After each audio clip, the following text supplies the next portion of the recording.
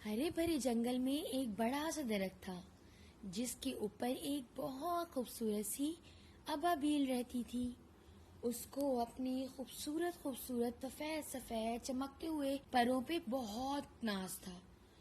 وہ اس کی وجہ سے ہر وقت غرور میں ڈوبی رہتی تھی کہ میرے پر تو بہت خوبصورت ہیں، اتنی خوبصورت کہ کوئی بھی اس کو دیکھے تو دیکھتا رہ جاتا تھا۔ ایک دن ابابیل درخت پہ بیٹھی ہوئی تھی کہ اس کے پاس والے درخت پہ ایک کوا بیٹھا تھا۔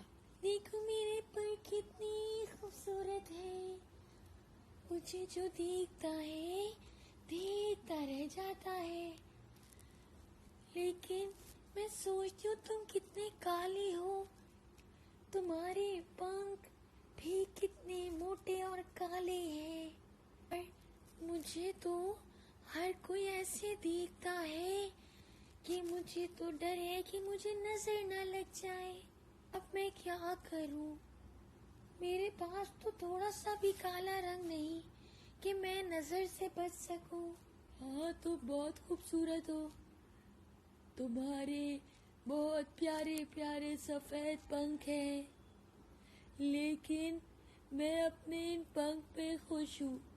ہاں میں کالا ہوں، پر یہ تو اللہ کی طرف سے ہے۔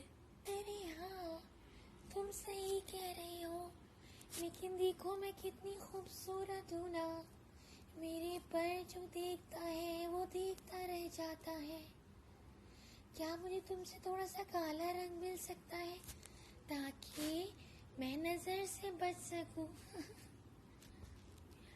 کوے کو بہت غصہ آنے لگا، لیکن وہ چپ چاپ باتیں برداشت کرتا رہا۔ بات سنو میری، تمہارے پر کتنے پیارے ہیں، کتنے خوبصورت ہے، لیکن کیا سردی سے تمہیں یہ بچاتے ہیں؟ تم بچ جاتی ہو سردی سے؟ ابابیل ایک دم گھبرا کے کہنے لگی، تم یہ کیسا سوال کر رہے ہو؟ نہیں، تم جانتے تو ہو کہ مجھے یہ پر نہیں بچا پاتے، مجھے تو بہت ٹھنڈ لگتی ہے، پر میں کیا کروں؟ میرے پر بہت موٹے ہیں، کالے کالے ہیں، میں سردی گرمی کبھی بھی گورا نہیں ہوتا، لیکن ہاں مجھے فخر ہے اپنے پروں پہ، کیونکہ یہ مجھے ہر مشکل گھڑی میں بچا سکتے ہیں، ہر موسم میں میرا خیال کرتے ہیں۔ لیکن تمہارے ایسے پروں کا کیا، تو تمہیں سردی سے بچا بھی نہیں سکتے۔ خیر تم تو اپنے غرور اپنے پاس رکھو، کیونکہ ایک مہینے بعد سردی آنے والی ہے، اور تمہارے یہ پر جن پہ تم اتنا غرور کر رہی ہو وہ تمہیں نہیں بچائیں گے۔ یہ سن کے ابابیل شرمندہ ہوئی اور وہاں سے فوراً چلی گئی۔